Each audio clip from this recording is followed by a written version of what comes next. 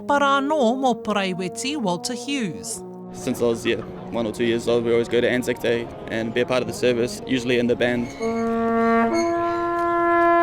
I tēnei rā o Ngā Hōia, e kotahi rau te kaumātahi tau mai te taunga mai o Ngā Hōia ki Karipuri, i tai te hapuri ki te hui whakamaumahara i tū ki Cathedral Square i Ōtautahi. Mō Private Hughes, nāna i whakatangi i te hui, he rangi waia, the last post ki aia.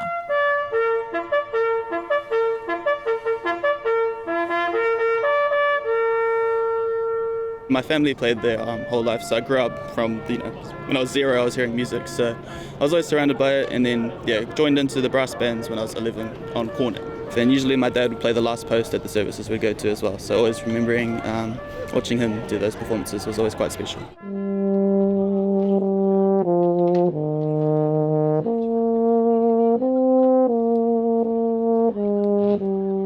This one's called a euphonium. It's not as well known as maybe other instruments. I'd say this one's one of the more lyrical instruments in the band. It usually gets the nice singing lines.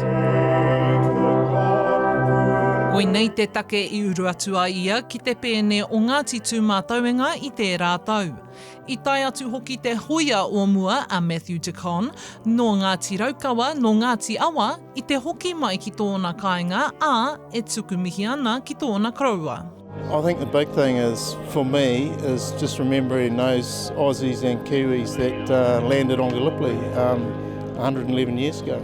I've got a special connection to that because my great-grandfather, he was there with a Māori contingent. They didn't land initially on this day, but they were there, I think, in July. So he fought in the Battle of Chunuk Bair and was wounded, but he survived the war. E ai ki aia he wā hirahira te rā o Ngā Hōia, e whakakotahi ana I ngā tini mano tāngata pēnei ki tēnei hui. So many people here. It's just good to see that, everyday Kiwis come out to support ANZAC Day, a really special day. Came back down for the rugby. And just this whole weekend, it's been away for nearly 7 years. I'd come back here and live in a heartbeat if my wife would do it. But the change in the city, the atmosphere, it feels alive. This city has faced its own trials, and through each one, the spirit that defines us has held firm. That spirit has a name. We call it the ANZAC spirit.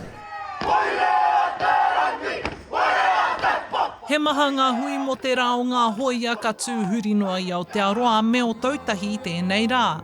A te pōnei ka tai atu Te Pēne o Ngāti Tūmatauenga ki ngā tini mano tāngata I te taiwhanga o te kaha mo tētahi hui whakamaumahara I mua I te tīmatanga o te whutu puoro. Hora Kairangi Nicholas, Tahu News.